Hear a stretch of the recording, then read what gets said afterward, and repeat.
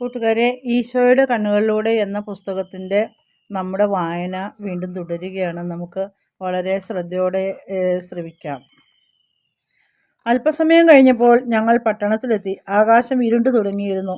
സൂര്യൻ്റെ സുവർണ രശ്മികൾ ഇപ്പോൾ കുങ്കുമവർണ്ണമാർന്ന് അകലങ്ങളിൽ അസ്തമിച്ചു തുടങ്ങി. കർത്താവെ, ആരെ വിളിക്കുന്നത് കേട്ടു. ഞങ്ങൾ എല്ലാവരും തിരിഞ്ഞു നോക്കി. കർത്താവെ, അങ്ങ് എൻ്റെ പട്ടണത്തിൽ വരുമെന്ന് ഞാൻ കരുതിയിരുന്നില്ല. 20 വയസ്സിന് മേൽ പ്രായം തോന്നിക്കുന്ന ഒരു ചെറുപ്പക്കാരനായിരുന്നു അത്. കുറച്ചു നാളുകൾക്ക് മുമ്പ് ഞാൻ സൗഖ്യമേകിയ വികലാംഗനായിരുന്ന അവനെ ഞാൻ തിരിച്ചറിഞ്ഞു. കർത്താവെ, അവൻ എൻ്റെ കാര്യം ഗ്രഹിച്ചുകൊണ്ട് പറഞ്ഞു, എൻ്റെ ഭവനം അങ്ങയുടേതാണ്. ദയവായി എന്നോടൊപ്പം വന്ന് താമസിക്കണം. എൻ്റെ സ്നേഹിത, നീ എത്ര പ്രസന്നനായിരിക്കുന്നു.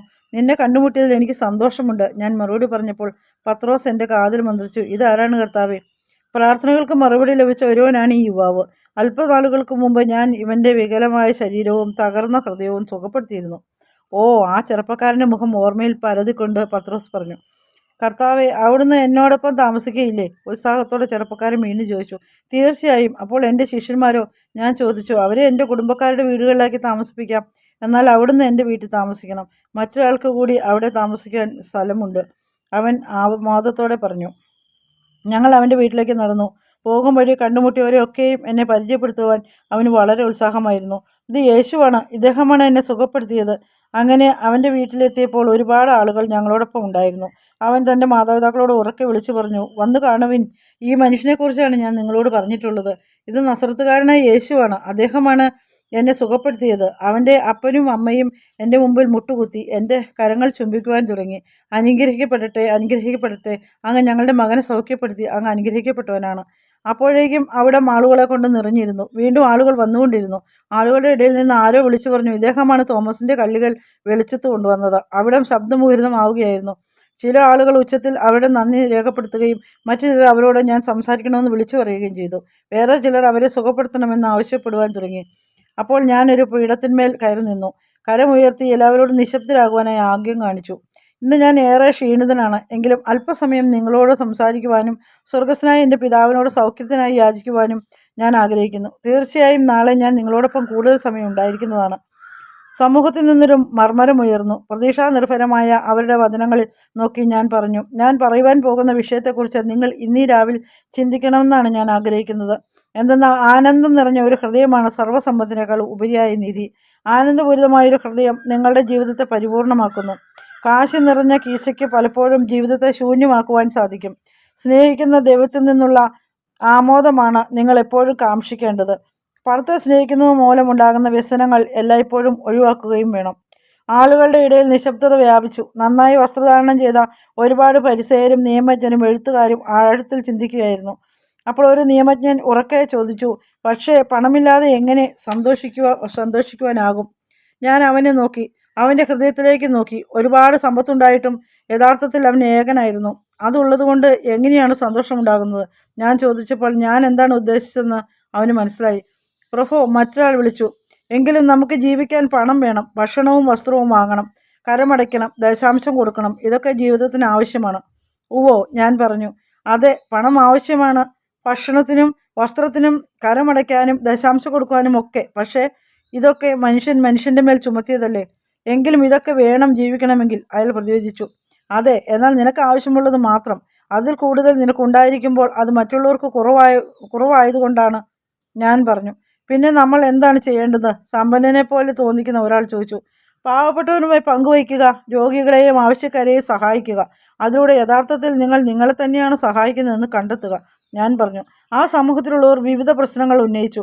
അപ്പോൾ ഞാൻ പറഞ്ഞു, നാളെ നമുക്ക് കൂടുതൽ സമയമുണ്ട്. ഇപ്പോൾ എൻ്റെ സ്വർഗസ്ഥനായ പിതാവിനെ മഹത്വപ്പെടുത്തേണ്ടതിന് ഞാൻ രോഗികളെ എൻ്റെ അരികിലേക്ക് വിളിക്കുന്നു. അന്ധരും ബധിരരും മുടന്തരുമൊക്കെ മുമ്പോട്ട് വന്നു. ഒരുപാട് പേർക്ക് രോഗശാന്തി ലഭിച്ചു. ഞാൻ അവരുടെ ഇടയിലൂടെ നടക്കുമ്പോൾ വലിയ കണ്ണുകളുള്ള ഒരു കുഞ്ഞു പെൺകുട്ടി ഭിത്തിയിൽ ചാരിയിരുന്നുകൊണ്ട് എന്നെ നോക്കുന്നത് കണ്ടു. ഞാൻ അവളുടെ അടുത്ത് ചെന്നിട്ട് ചോദിച്ചു, നിന്റെ പേരെന്താണ്? അവൾ മൂകയും ബധിരയുമാണ്. താങ്കളുടെ ചോദ്യത്തിന് മറുപടി നൽകുവാൻ അവൾക്കാവില്ല. ആളുകളുടെ ഇടയിൽ നിന്ന് ആരോ വിളിച്ചു പറഞ്ഞു. ലിഡിയ, പെൺകുട്ടി പറഞ്ഞു. എൻ്റെ പേര് ലിഡിയ എന്നാണ്. ഇത് പറഞ്ഞുകൊണ്ട് അവൾ കരയാൻ തുടങ്ങി. ഞാൻ കുനിഞ്ഞ് അവളെ എഴുന്നേൽപ്പിച്ചു. എന്നിട്ട് ചേർത്ത് പിടിച്ചുകൊണ്ട് പറഞ്ഞു, കരയേണ്ട കുട്ടി. ഞാൻ അവളുടെ കണ്ണുനീർ തുടച്ചു. മതിമറന്നതുപോലെ എന്നെ വിളിച്ച് സൗഖ്യത്തിനെ ആവശ്യപ്പെടുകയായിരുന്നു ആളുകൾ. ഞാൻ പത്രോസിനെ നോക്കിയപ്പോൾ അവൻ വന്ന് എന്നെ വീട്ടിനുള്ളിലേക്ക് കൂട്ടിക്കൊണ്ടുപോയി. അപ്പോൾ എൻ്റെ ശിഷ്യന്മാർ പിറ്റേ ദിവസം തിരിച്ചു വരേണ്ടതിന് അവരെ പറഞ്ഞയക്കുവാൻ തുടങ്ങി. ഞാനും പത്രോസും ആ യുവാവിൻ്റെ ഭവനത്തിൽ അവൻ്റെ മാതാപിതാക്കളോടൊപ്പവും ശിഷ്യന്മാർ അവൻ്റെ ബന്ധുക്കളുടെ 5-6 ഭവനങ്ങളിലായി താമസിച്ചു. ഞങ്ങൾക്ക് വേണ്ടി എന്ത് ചെയ്തിട്ടും മതി വരാതെ അവൻ്റെ മാതാപിതാക്കൾ ഞങ്ങളുടെ ആവശ്യങ്ങളും സുഖസൗകര്യങ്ങളും എപ്പോഴും തിരുക്കിക്കൊണ്ടിരുന്നു. അത്താഴത്തിന് സാധാരണ വിഭവങ്ങളായിരുന്നുവെങ്കിലും വിശപ്പിന് ധാരാളമായിരുന്നു അവ. അവർ സ്നേഹപൂർവ്വം പാകം ചെയ്ത് വിളമ്പിയ ആ ഭോജനം ഞങ്ങൾക്ക് നല്ലൊരു അനുഭവമായി. ഭക്ഷിച്ചതിന് ശേഷം ഞങ്ങൾ സംസാരിക്കുവാനിരുന്നു. ഗുരു, ദാവീദ് പറഞ്ഞു. അതായിരുന്നു അവൻ്റെ പേര്. അങ്ങ് ഇവിടെയുണ്ട് എന്നുള്ളത് എന്നെ എത്ര ആനന്ദിപ്പിക്കുന്നുവെന്നോ. ഇവിടെ ആയിരിക്കുന്നത് ഞാനും സന്തോഷിക്കുന്നുണ്ട്, ഞാൻ പ്രതിവദിച്ചപ്പോൾ. അതേ എന്ന് അർത്ഥമാക്കിക്കൊണ്ട് പത്രോസും ശിരസ്സനക്കി. ഗുരു, മാതാപിതാക്കൾ ഒരു ചെറു പുഞ്ചിരിയുമായി എന്നെ നോക്കിയിരിക്കുമ്പോൾ അവൻ വീണ്ടും വിളിച്ചു.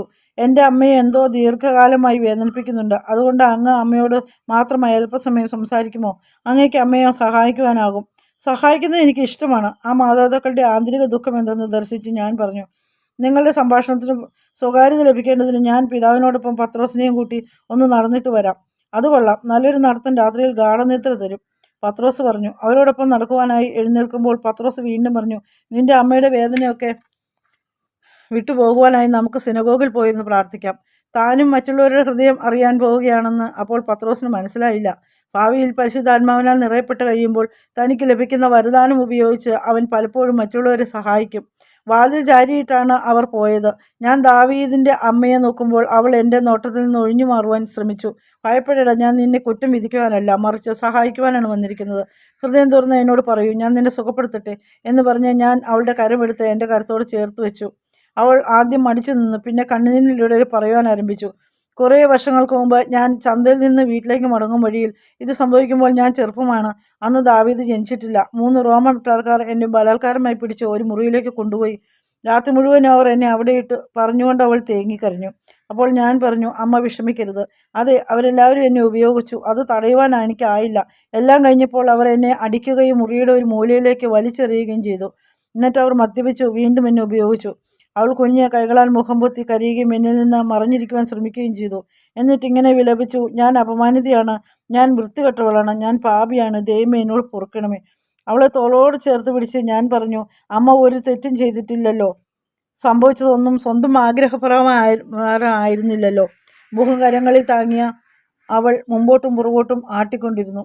ഞാൻ തെറ്റ് ചെയ്തിട്ടുണ്ടായിരിക്കും. അതുകൊണ്ടാണല്ലോ എൻ്റെ മകൻ ദാവീദ് അതിലൊരുവൻ്റേതായത്. അങ്ങ് അവൻ്റെ ജീവിതത്തിൽ വരുന്നതുവരെയും ദൈവം അവനെ ശപിച്ച് ഒരു വികലാംഗനാക്കിയിരുന്നു. സാധുവായൊരു മനുഷ്യനാണ് എൻ്റെ ഭർത്താവ്. അദ്ദേഹത്തിനറിയാം ദാവീദ് തൻ്റേതല്ലെന്ന്.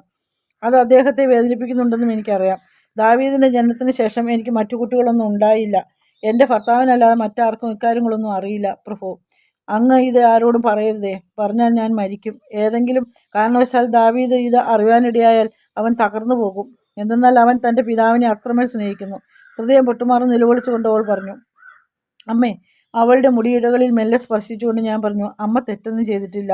അതുകൊണ്ട് സ്വയം ശിക്ഷിക്കേണ്ട ആവശ്യമില്ല. സുന്ദരിയായ യുവതിയെ ബലാത്കാരമായി ഉപയോഗിച്ചവരാണ് തെറ്റുകാർ. അമ്മ പാപിനിയല്ല. സ്വയം ഇച്ഛിക്കാത്തത് സംഭവിക്കുമ്പോൾ പിന്നെ എങ്ങനെയാണ് അത് പാപമാകുന്നത്? പക്ഷേ കർത്താവേ, അവൾ ധൃതിയിൽ പറഞ്ഞു, ഞാൻ അതിലൊരാളുടെ കുട്ടിയെ ഗർഭം ധരിക്കുകയും ദൈവം അവനെ ശിക്ഷിക്കുകയും ചെയ്തില്ലേ? സാധുവാണ് എൻ്റെ മകൻ. ദൈവം അവനെ ശിക്ഷിച്ചില്ല, ദൈവം അവനെ സുഖപ്പെടുത്തി. എത്രമാത്രം ആനന്ദമാണ് നിനക്കും നിന്റെ ഭർത്താവിനും അവൻ കൊണ്ടുവന്നിരിക്കുന്നതെന്ന് കാണുന്നില്ലേ? ഇതെങ്ങനെയാണ് ശിക്ഷയാകുന്നത്? ദാവീദിൻ്റെ ഹൃദയത്തിൽ എപ്പോഴും നിറഞ്ഞ സ്നേഹമാണ്. കഷ്ടതയിലും അത് അങ്ങനെ തന്നെയായിരുന്നു. ദാവീദിലുള്ള ഈ സ്നേഹം ദൈവം നിങ്ങൾക്ക് ഏകിയ മഹാദാനമാണ്. കുട്ടികളില്ലാത്ത എൻ്റെ ഭർത്താവിൻ്റെ കാര്യമോ? ഓരോ പ്രാവശ്യവും ദാവീദിനെ നോക്കുമ്പോൾ ആ റോമാക്കാരനെയും അവരെന്നോട് ചെയ്ത കാര്യങ്ങളുമാണ് അദ്ദേഹത്തിന് ഓർമ്മ വരുന്നത്. അവൾ വിലപിച്ചു. അല്ലയോ മാതാവേ, ഞാൻ പറയട്ടെ, സ്വന്തമെന്ന് കരുതിയാണ് ഭർത്താവ് ദാവീദിനെ സ്നേഹിക്കുന്നത്. അദ്ദേഹത്തിൻ്റെ ഭാര്യയോട് ലേശവും വെറുപ്പില്ലെന്ന് മാത്രമല്ല, സ്നേഹമാണ്. കാരണം അദ്ദേഹം അമ്മയെ എപ്പോഴും സ്നേഹിച്ചിരുന്നു. ആ സ്നേഹം സത്യവുമാണ്. അതുകൊണ്ട് അദ്ദേഹം അമ്മയെ ദുഷിച്ചവളായി കണ്ടിട്ടില്ല. പിന്നെയോ, സ്വന്തം ഭാര്യയുടെ വേദനയിൽ പങ്കുചേർന്ന് എത്രയോ ഉത്തമനായ മനുഷ്യനാണ് ആ മനുഷ്യൻ. ഞാൻ വിശദമാക്കി. നേരാണോ പ്രഭു? അവർ വിതുമ്പി. അദ്ദേഹം ഒരിക്കലും എന്നെ കുറ്റപ്പെടുത്തിയിട്ടില്ല, എന്നും എന്നെ സ്നേഹിച്ചു. ആ ദിനത്തിൽ ഞാൻ ശരീരത്തിൽ മുറിവേറ്റവളും വസ്ത്രം കീറിയവളുമായിട്ട് വീട്ടിൽ തിരിച്ചെത്തിയപ്പോൾ അദ്ദേഹം എന്നെ കുളിപ്പിച്ചു, വസ്ത്രം ധരിപ്പിച്ചു. പിന്നെ മണിക്കൂറുകളോടോ കരങ്ങളിൽ താങ്ങിപ്പിടിച്ചുകൊണ്ട് എന്നെ സ്നേഹിക്കുന്നുവെന്ന് പറഞ്ഞുകൊണ്ടിരുന്നു. അവർ കരഞ്ഞുകൊണ്ട് എൻ്റെ കണ്ണുകളിൽ നോക്കി. ഞാൻ മുമ്പോട്ട് ചാഞ്ഞ് അവളുടെ നെറ്റിയിൽ ചുംബിച്ചുകൊണ്ട് പറഞ്ഞു, അമ്മയിൽ നിന്നും ഭർത്താവിൽ നിന്നും ഞാൻ ഇത് എടുത്തു മാറ്റുന്നു. പരസ്പര സ്നേഹവും ദൈവസ്നേഹവുമാകുന്ന ആനന്ദത്താൽ ഞാൻ നിങ്ങളെ പൂരിതരാക്കുന്നു. വളരെ പെട്ടെന്ന് അവർ കരച്ചിൽ നിർത്തി. എന്നിട്ട് പുഞ്ചിരിയോട് പറഞ്ഞു, അങ്ങയോട് സംസാരിച്ചത് എന്ത് നല്ല അനുഭവമായിരുന്നു. സംഭവിച്ചതൊക്കെയും അത്ര പ്രാധാന്യമുള്ളതാണെന്ന് ഇപ്പോൾ തോന്നുന്നില്ല. എന്തെന്നാൽ ഇപ്പോൾ ഞാൻ കാണുന്നത് എൻ്റെ ഭർത്താവിൻ്റെയും മകൻ്റെയും സ്നേഹമാണ്. ആ റോമാക്കാരോട് ക്ഷമിക്കണമെന്ന് പോലും എനിക്ക് തോന്നുകയാണ്. ആദ്യമായിട്ടാണ് എനിക്കങ്ങനെ തോന്നുന്നത്. ഇനി എനിക്ക് ജീവിക്കണം. അവർ പറഞ്ഞ വാക്കുകളുടെ പരമാർത്ഥതയെ സൂചിപ്പിക്കുമാറ് ആ മുഖം തിളങ്ങി. അപ്പോൾ വാതിൽ നിന്ന് മൂന്നാളും തിരിച്ചെത്തി. ഭർത്താവ് അവരെ കണ്ടു പുഞ്ചിരിച്ചിട്ട് പറഞ്ഞു, നീ വളരെ സന്തോഷവതിയായി കാണപ്പെടുന്നുവല്ലോ. എത്രയോ വർഷമായി ഞാൻ നിന്നെ ഇങ്ങനെ കണ്ടിട്ട്. അയാൾ ഓടി വന്ന് ഭാര്യയെ ആശ്ലേഷിച്ചു. അപ്പോൾ അവർ ഇങ്ങനെ പറഞ്ഞു, എൻ്റെ പ്രിയനെ, ഞാൻ നിന്നെ സ്നേഹിക്കുന്നു. എന്നിട്ട് അവൾ ആ കവളിൽ ചുംബനങ്ങൾ അർപ്പിച്ചു. ദാവീദ് കരയാൻ തുടങ്ങി. നന്ദി കർത്താവേ, നന്ദി. എൻ്റെ അമ്മ ഇതുപോലെ സന്തോഷിക്കുന്നത് ഞാൻ മുമ്പൊരിക്കലും കണ്ടിട്ടില്ല. ഞാൻ അവിടത്തേക്ക് നന്ദി പറയുന്നു. അവൻ തൻ്റെ അമ്മയെയും അപ്പനെയും മാറോട് ചേർത്ത് പിടിച്ചു. ഈ സ്നേഹ കാഴ്ചകൾ പത്രോസിൻ്റെ മിഴികളെ ഈർന്നണിയിച്ചു. അവ ആനന്ദബാഷ്പങ്ങളായി ഉതിർന്നു വീണു. വികാരാവേശം ഒട്ടൊന്ന് ശമിച്ചപ്പോൾ ഞാൻ ആ കുടുംബനാഥനെയും കൂട്ടി പുറത്തുപോയി. എന്നിട്ട് അവനോട് പറഞ്ഞു, താങ്കൾ ഒരു ദൈവമനുഷ്യൻ തന്നെ. ഇതിലൂടെയൊക്കെ കടന്നുപോയെങ്കിലും ഹൃദയത്തിൽ അല്പം പോലും വെറുപ്പോ വിദ്വേഷമോ താങ്കൾ ബാക്കി വെച്ചില്ല. ദൈവത്തിൻ്റെ ഒരു യഥാർത്ഥ പുത്രനാണ് അങ്ങ്. അങ്ങ് ചെയ്തതിനൊക്കെയും ഞാൻ നന്ദി പറയുകയാണ്. അവൾ സന്തോഷവതിയാകണമെന്നായിരുന്നു എൻ്റെ പ്രാർത്ഥന. അങ്ങ് അതിനുത്തരമേകി. ഒരുപാട് കാലങ്ങൾക്ക് മുമ്പ് തന്നെ ഞാൻ ആ പട്ടാളക്കാരോട് ക്ഷമിച്ചു കഴിഞ്ഞതാണ്. എന്നാൽ എനിക്കത് ഒരിക്കലും മറക്കുവാൻ സാധിച്ചിരുന്നില്ല. കാരണം എൻ്റെ ഭാര്യ അക്കാര്യങ്ങളൊക്കെയും മുറുകെ പിടിച്ചുകൊണ്ടിരുന്നു. ദാവീദ് എൻ്റെ മകനല്ലെന്ന് എനിക്കറിയാം. എന്നാലും അവൻ എൻ്റേതാണ്. ഒരു പുത്രനായി തന്നെ ഞാൻ അവനെ സ്നേഹിക്കുന്നു. ഞാൻ അവനിൽ അവൻ്റെ അമ്മയെയാണ് കാണുന്നത്. ദൈവമാണ് അവനെ ഞങ്ങൾക്ക് അയച്ചു തന്നതെന്ന് എനിക്കറിയാം. പിന്നെ എങ്ങനെയാണ് ഞാൻ അവനെ സ്നേഹിക്കാതിരിക്കുന്നത്? അദ്ദേഹം ചോദിച്ചു. ദാവീദ് താങ്കളുടെ മകനാണ്. റോമക്കാരുടെ ചെയ്തികൾ സ്വന്തം കാഴ്ചയെ മറയ്ക്കുവാൻ താങ്കൾ അനുവദിച്ചത് എന്നാണ് പ്രശ്നം. ആ സംഭവത്തിന് കുറച്ച് ദിവസങ്ങൾക്ക് മുമ്പ് നടന്ന കാര്യങ്ങൾ ഓർമ്മയിൽ കൊണ്ടുവരൂ. സഹോദരിയുടെ വിവാഹാഘോഷങ്ങൾക്ക് ശേഷം താങ്കളും ഭാര്യയും വീട്ടിൽ തിരിച്ചെത്തിയ ആ സന്ധ്യയുടെ ആനന്ദത്തിൽ ലയിച്ച നിങ്ങൾ സ്നേഹത്തിൽ ഒന്നായത് ഓർമ്മയില്ലേ? അതെ, അപ്പോഴാണ് ദാവീദിൻ്റെ ജീവൻ ഉടലെടുത്തത്. ഞാൻ വെളിപ്പെടുത്തി. അങ്ങ് ഇതൊക്കെ എങ്ങനെയാണ് അറിഞ്ഞത്? ഞാനത് മറന്നിരുന്നു. അതെ, അങ്ങ് പറഞ്ഞത് ശരിയാണ്. അവൻ എൻ്റെ മകൻ തന്നെയാണ്, എൻ്റെ മകൻ. സന്തോഷാധിക്യത്തിൽ അയാളുടെ സ്വരം ഉച്ചത്തിലായി. അപ്പോൾ ഞാൻ പറഞ്ഞു, ഒന്നുകൂടി ഞാൻ പറയട്ടെ. എന്തെന്നാൽ ഉടനെ അവനൊരു സഹോദരനും ഉണ്ടാകും. എന്താണ് അങ്ങ് അർത്ഥമാക്കുന്നത്? വിസ്മയമിടുന്ന മുഖഭാവത്തോടെ അയാൾ ചോദിച്ചു. താങ്കളുടെ ഭാര്യയുടെ ഉദരത്തിൽ ഒരു കുഞ്ഞുണ്ട്. അത് ഒരു ആൺകുട്ടിയായിരിക്കും. ശരിക്കും? ഇത് സത്യമാണോ? അതെ എന്ന് ഞാൻ പറഞ്ഞപ്പോൾ അങ്ങനെ തന്നെയാണെന്ന് അയാൾക്ക് ഉറപ്പായി. അയാൾ ഓടിപ്പോയി തൻ്റെ ഭാര്യയെയും മകനെയും ഈ സന്തോഷവാർത്ത അറിയിച്ചു. എല്ലാ സന്തോഷാഘോഷങ്ങളും ദൈവത്തോടുള്ള നന്ദി പ്രാർത്ഥനകളും ഒത്തുചേർന്നപ്പോൾ ആ രാത്രി ഉറങ്ങുവാൻ പ്രയാസമായി. പത്രോസ് എൻ്റെ അരികെ വന്നിട്ട് പറഞ്ഞു, എൻ്റെ കർത്താവേ, എന്തൊരു ആനന്ദമാണ് അങ്ങ് ഇവിടെ കൊടുത്തിരിക്കുന്നത്. അതെ പത്രോസ്, ദൈവത്തെ സ്നേഹിക്കുന്നവർക്ക് ഞാൻ ആനന്ദം കൊണ്ടുവരുന്നതിനാണ്. പ്രിയപ്പെട്ടവരെ, നമ്മുടെ ഇന്നത്തെ വായനയുടെ അവസാനിക്കുകയാണ്. നമുക്ക് അടുത്ത ദിവസത്തേക്ക് വേണ്ടി പ്രാർത്ഥിച്ച് ഒരുങ്ങിയിരിക്കാം.